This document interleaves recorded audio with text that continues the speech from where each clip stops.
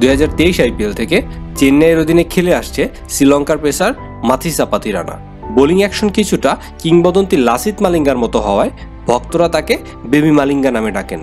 গত সিজনে ধোনির ছায়ায় করেছিলেন দুর্দান্ত পারফর্ম, পেয়েছিলেন ইমার্জিং প্লেয়ারের পুরস্কার। 12 ম্যাচে 8 ইকোনমিতে নিয়েছিলেন 19 উইকেট। তার এমন পারফরমেন্সের পিছনে ধোনির অবদান যে কতটা তা পাতিরানার কথাতেই স্পষ্ট।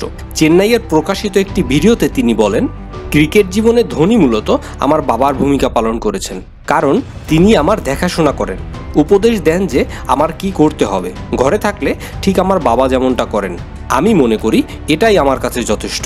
যখন মাঠে কিংবা মাঠের বাইরে থাকি তিনি খুব বেশি কিছু বলেন না, তবে ছোট ছোট কিছু পরামর্শ দেন যা পার্থক্য করে দেয়, আমাকে আত্মবিশ্বাস যোগায়। তিনি জানেন কিভাবে খেলোয়াড়দের পরিচালনা করতে হয়। তিনি সবসময় বলেন, খেলাটা উপভোগ করো, নিজের শরীরের যত্ন নাও। মহেন্দ্র সিং ধোনির প্রতি মুগ্ধতা মাথিসা পাতিরানার অনেক আগ থেকেই, তবে এবার যা বলেছেন তাতে ধোনির প্রতি কৃতজ্ঞতা ও শ্রদ্ধাবোধ আরও প্রবলভাবে ফুটে উঠেছে। শ্রীলঙ্কান এই পেসার পরিবারের অন্যান্য সদস্যরাও ধোনির প্রতি বরাবরই কৃতজ্ঞ, কারণ চেন্নাই সুপার কিংসের হলুদ জার্সি গায়ে দিলেই যেন বদলে যান পাতিরানা। সাধারণত জাতীয় দলে বেশ খরুচে বোলিং করে থাকেন মাথিসা পাতিরানা। 2024 আইপিএলে মুস্তাফিজ ও পাতিরানা জুটি বেশ নজর কেড়েছে ভক্তদের। চেন্নাইয়ের বোলিং ইউনিটকে নেতৃত্ব দিয়েছেন সামনে থেকে। অবশ্য চলতি আইপিএলে ধোনির শেষ দেখছেন অনেকেই।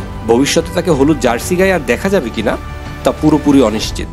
মাথিসা পাতিরানার জন্য অনেক অনেক শুভকামনা। ভিডিওটি ভালো লাগলে আমাদের এই নতুন ইউটিউব চ্যানেলটিকে সাবস্ক্রাইব করতে ভুলবেন না। আহমেদ আমান, দ্য ক্রিক টাইমস।